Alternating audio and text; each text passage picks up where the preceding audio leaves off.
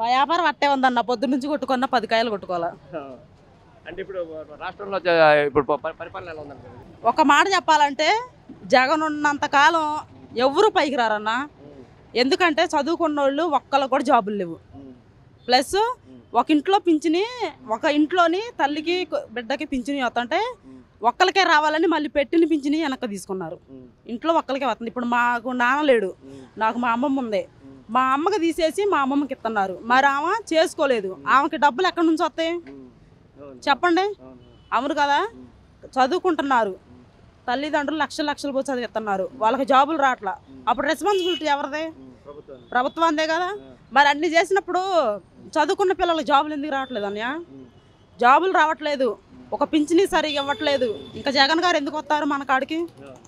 ఏదన్నా మాట్లాడదామంటే ఎవరి దగ్గరకు అన్ని వెళ్ళి ఏదన్నా సార్ మాకు ఇది లేదు అది లేదని చెబుతామంటే మాట్లాడదామంటే మమ్మల్ని దగ్గరకు రాని. ఇట్లా ఎలక్షన్లు వస్తే వాళ్ళు మేము వద్దు పోండి అన్న మా ఇళ్ళకి వస్తారు.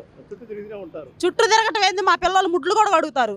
మేము వద్దన్నా కానీ మా ఇంట్లో మా కోడి ముట్టు కూడా అడుగుతారు. మాకేదైనా అవసరం ఉండి వాళ్ళ దగ్గర పోతే జరుగుండు అని అంటారు. అంత దూరంలో కారులో వస్తుంటే వద్దు జరుగుండు అంటారు. వాళ్ళు ఎవరికి పరిపాలన చేయటం వచ్చని ఎవరు ఓట్లు వేయటానికి కానీ తిరుగుతున్నారు. జనాన్ని మోసం చేస్తున్నారన్న, రెండోది ఏమీ లేదు. కానీ ఇప్పటివాడికి జగన్ వచ్చాక ఎంతమంది నాశనం అయిపోయారు. కాలేజీ పిల్లల జాబులు లేవు, పని చేసుకునే పనులు లేవు. అందరికి పనులు లేక వ్యాపారం మీద ఇట్లా పెట్టుకొని అమ్ముకుంటున్నాం అన్న. అదే ప్రభుత్వం సరిగా ఉంటే మాకేంటన్న ఈ బాధలు? నాకు 25 సంవత్సరాలు, నాకేంటి కొబ్బరి బొండాలు పెట్టుకుని చేసుకునే అవసరం? చదువుకున్న వాళ్ళు జాబ్ ఉండాలి, లేని వాళ్ళకు కూడా ఏదో జారి చూపించాలి. ఇప్పుడు నేను పెళ్లి చేసుకున్నా, నా భర్త నన్ను వదిలేశాడు. నిజం, పెళ్లి చేసుకున్నా వదిలేశాడు. వంట మహిళ పెట్టుకోవడానికి వెళ్ళా.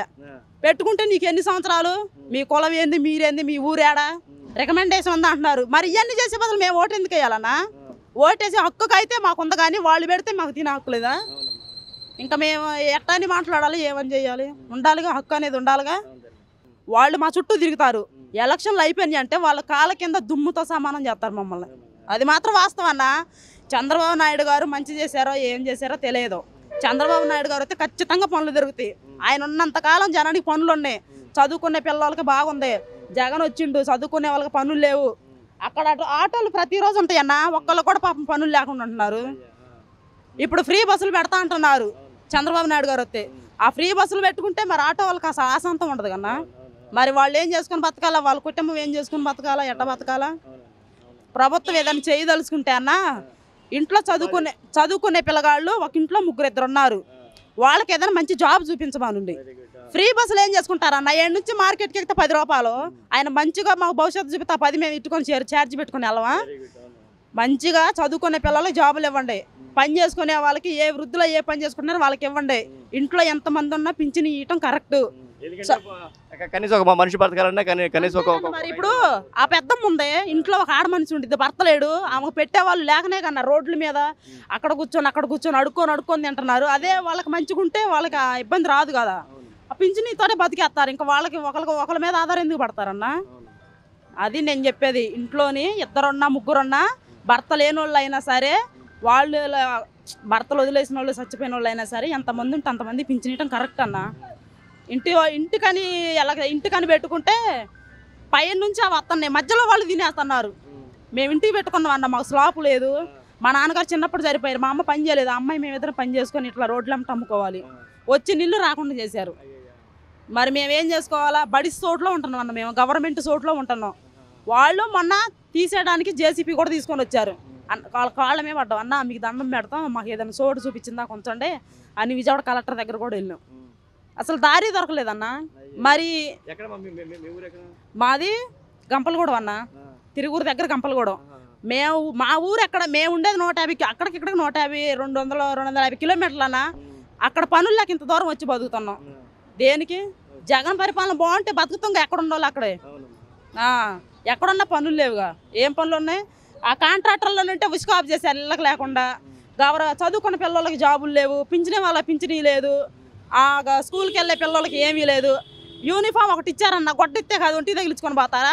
వాళ్ళు ఇచ్చిన 150 రూపాయలు కూడా కుట్టుకూలు 500 అవుతుంది. మరి అసలు కుట్టించుకోని పరిస్థితిలో ఉన్న తల్లిదండ్రులు కూడా ఉన్నారు. వాళ్ళు ఎట్లా చేసుకోవాలి?